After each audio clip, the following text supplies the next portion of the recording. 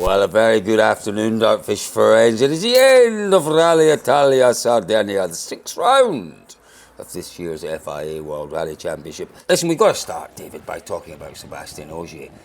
Just once again showing his class. You know, from Friday, we may as well end the weekend talking about that middle stage of the Friday loop. We started on Thursday talking about it, we'll end on Sunday talking about it. But that shows, you know, everybody went through that road on a two-pass recce. Ogier could see it was difficult, it was tricky, it was technical, there was lots of changes in there. First time through he was, 10 seconds slower than the fastest time? Still wasn't quickest on the second pass. Yet he comes out on Sunday as a winner, you know, and doesn't put a wheel wrong on probably the most tricky stage of the season so far. He saw it, he spotted it, he dealt with it, he got past it. Yeah. He's an absolute master. And, you know, by his own admission, his outright absolute speed is not what it was. You know, he said himself, when we were talking about the power stage and that moment that he had in the power stage, he said, well, I won the power stage a few years ago when I had to reverse in the polo. Yeah. You know, that was astonishing. Absolutely at the height of his power, and nobody was quicker in the whole world than him. Maybe Chris Meek on his day. I tried to manage the risk. Like I said, I was not wanted to win this power stage. My target was to be somewhere in the middle and catch a few points. But yeah, in these ruts sometimes it's easy to don't, let's say, fight them enough and try to be too smooth. And then I was now a bit on the limit on the corner from oversteering, and then I decided that I don't take the risk to make the next corner. I prefer to just stop slowly and reverse. Some years ago I even won a power stage here in the rally with a reverse, but now it was a polo time, so a bit more dominant event. It cost, like I said, some point to the team for the power stage, but overall it's still a fantastic weekend for us. We were starting 1, 2, 3 on the road this weekend and still managed a double podium with a win and a podium, with a lot of points. So again, they deserve it, and well done, guys. What do you think? Are we going to see him challenging for a 9th title? I'm really not sure what to say, because I asked him that exact question 2 years ago, and he did sort of shout at me a little bit. But I don't know. I think it's really hard to say, isn't it? Because, you know, he comes out with some strange.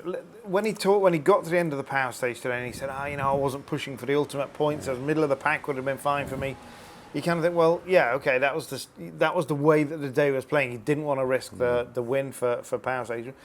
But Sébastien of old, that was fighting for the championship, would never have considered conceding a single point anywhere. That's it. So I think there's a romantic view that, it would be great. It would be really, it would be really cool to see him back in and fighting for the championship. It's a mark of where Sébastien Ogier is, that he's missed 2 rounds and he's second in the championship. So who am I to say? I think that we will have a very clear picture of his intentions moving past Greece. We know he's doing Greece. Greece was always part of the plan. That hasn't changed.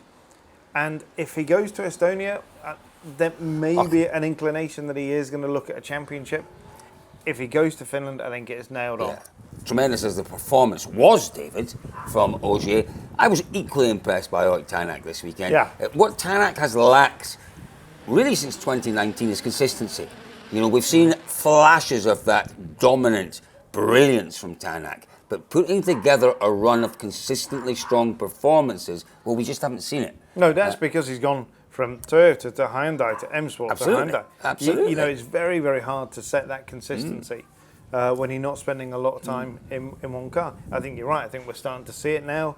I think this result flattered to deceive slightly. Portugal was great, but Ott said... No, I don't agree with that. If we're going to disagree, it didn't flatter to deceive. I thought it was a better result than Portugal, because the pace wasn't there, but he had to fight. Yeah, but no, that's the point though, isn't it? That, you know, he got second place, but actually it deceived, because actually the car really shouldn't be in that second place. But Tänak was great. Tänak himself again, was great. He wrestled the car into second place, but didn't make any silly mistakes. Didn't break the car. No, we didn't come to give everything, that's for sure. I mean, you can give everything only if you feel comfortable in the car, you have everything under control, and then you can push the limits. But this weekend obviously we've been kind of struggling, you know, in the car to find a good feeling and to find the balance. So yeah, it's been clearly very demanding, and obviously we just had to bring the maximum. How scary is it then that Toyota didn't have a test? You seem to be having better pace than them in Portugal, yet they've come here without a test and they seem to have the edge on you now. Yeah, it's the way we are at the moment. That again, the window is quite small where the car is working, and obviously we changed the characteristic, we changed the surface, and it's like a new car for me, you know, and that's why I say every morning as well, you know, it takes a bit of time, you know, to get used to the car again, and yeah, it's just generally not so natural for myself, but the teammates have been doing okay. I mean, they haven't been complaining so much, so I mean, yeah, it's probably a bit to do with me as well. Let's talk about Toyota. Let's talk about Toyota, because Toyota had, in a rally where they've not done well in the past, a rally where they've had some disasters. We talked about the water splashes. That was a horrible year for them. Yeah. You know, they have had issues in the past. Remember the year where Tanak's power steering went, or his steering went in the final stage, and I think they had steering problems for 3 of the 4 cars. It's been an awful rally for them in the past. They came here full of confidence. They've come here with a car that they have every faith in, and my goodness me, they were right to be confident. They were right to have faith in that car. It delivered. Well, they had 6 out of the top 7. One of those 6 was a Rally 2 car, but it was a remarkable turnaround for Toyota on this event, and you know, it was their weekend. There is no question about that. We can't argue about that one, can we? We can't, absolutely not. But I think it you know, the reflection there is on Toyota Gazoo racing in Ishika in Finland. Yes, of course, in Japan as well, but it's, you kind of look at that Rally 2 car, and it's only just over a season old. And Oliver Solberg, he had a wee thing with a handbrake or something, but it didn't really miss a beat. And you know, for a company that's already running such a successful Rally 1 program, to build a Rally 2 car and immediately come in at that level, win the championship in the first year, it's incredible. So I think absolute credit to everybody, to Tom Fowler and his whole team in Finland. Yeah, they've done a great job. You know, Kalle Rovanperä obviously made it 2 out of 3 Toyotas on the podium. A good weekend for Rovanperä, considering the struggles that he's had this year, the quite well documented struggles. You know, Rovanperä showed once again signs of brilliance. You know, he showed some real pace on Friday afternoon, and he showed that freakish ability that he's got in the power stage to do almost the impossible. 13.8 kilometres, so under 14 kilometres. What was he, 10 seconds quicker? 8. 8 So seconds a second 8 a mile, seconds. But roughly a second a mile. Yeah, it's a quicker. second a mile. It's 2/3 of a second a kilometre against That's everyone remarkable. else who's full on it. But Kalle, that power stage win, is Kalle back? No, Not quite. 3rd place is not back. no, that's never the best. We always hope for more. Nothing special in my opinion. It was a clean stage, but like I said, it doesn't feel good in the car on that stage. Probably the same thing for everybody. It's just super narrow, really tricky, a lot of ruts. I think everybody, what I was talking, was struggling. A lot of understeer, a lot of tricky places. For sure, I had a good push. I was pushing, but yeah, clearly we did something right. While we're talking Toyota, we've really got to talk Elfyn Evans. I don't think he could have hoped for any better this weekend. No. 4th, you know, maybe he might have hoped for a point or 2 more today, but that doesn't matter. No. You know, he picked up decent points. His lead, it's down to 19 in the championship. But I think He could have he's been managing. 5 points down. I think he's managing that lead after 2 really difficult outings. First on the road on 2 rough gravel rallies that are punishing. He's managing it. Absolutely. And as I say, he could have been 5 points down going away from here. If it had all gone wrong, if he tried to push, gone off on the first day, binned the thing, hit the roll cage, blah, blah, blah, out, gone. And yeah, it's absolutely. Let's move on then, Davey, to... loves that. Let's move on to Hyundai. Should they be worried? You know, we've gone 6 rounds now. I was going to say they haven't looked like winning a rally. That's unfair, because they looked like they should have won Portugal. You know, the pace was there in Portugal. But, you know, you're looking ahead and you're thinking, where is this win going to come this season? If it doesn't come in Greece, then it starts to get tricky for them. Adrian Formeau, we've talked a bit about Tanak, so we'll not talk about Tanak. from all we'll say, look, you know, he'll refer back to problems with the car. He's saying that Portugal was a problem with the car. That's not what I heard from the technical department. Yeah, it bumped it a little bit in the ruts. The point, and you read this on dirtfish.com this week, we spoke with François-Xavier de Maison, the technical director. In his words, there's too much emotion there. You know, he's allowing himself to be frustrated. The puncture came. You know, he had a magnificent Friday, brilliant Friday. Led for a while, 2.2 or something behind, 2.1 off the lead, in a lead fight with Sébastien Ogier. And I'm not going to give it a spoiler, but there's some really nice analogies from FX in the piece.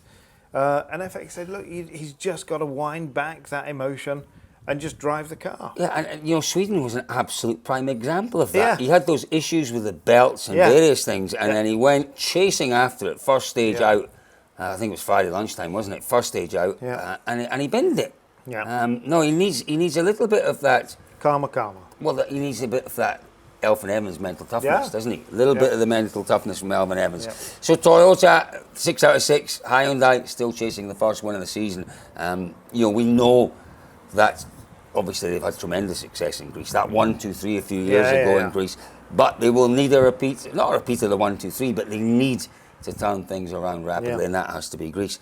M Sport, David, you know, well documented this weekend. What a disaster! What an absolute disaster. Richard Milner kind of gave through your interview with him and your article, gave his boys a little bit of a telling off, saying, guys, you know, before you start complaining about the performance in this car, make sure that you're getting the best out of yourself personally. Look yourselves in the mirror. And they let themselves down enormously. All three of them, sadly. Let themselves down enormously in that second stage. But for me, the positive to take out of all of this is Josh McElhane's attitude. He was the one, I've just written it in my piece, he was the one, he said, I'll own this. You said to him, did you push too hard?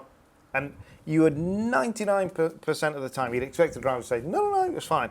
He was upfront, honest, and said, probably You know, he was confronted by a day of Friday where he knew he was going to get the road was going to give him at least a second a kilometre over Elfyn Evans and the boys at the front. He tried to take a second and a half and he put his hands up and said, got it wrong. Good on you, Josh. Right. WRC2 Roberto Dapra, who saw that coming? Oh, but it's a great story. Brilliant story. What must it mean for an Italian to win in Italy?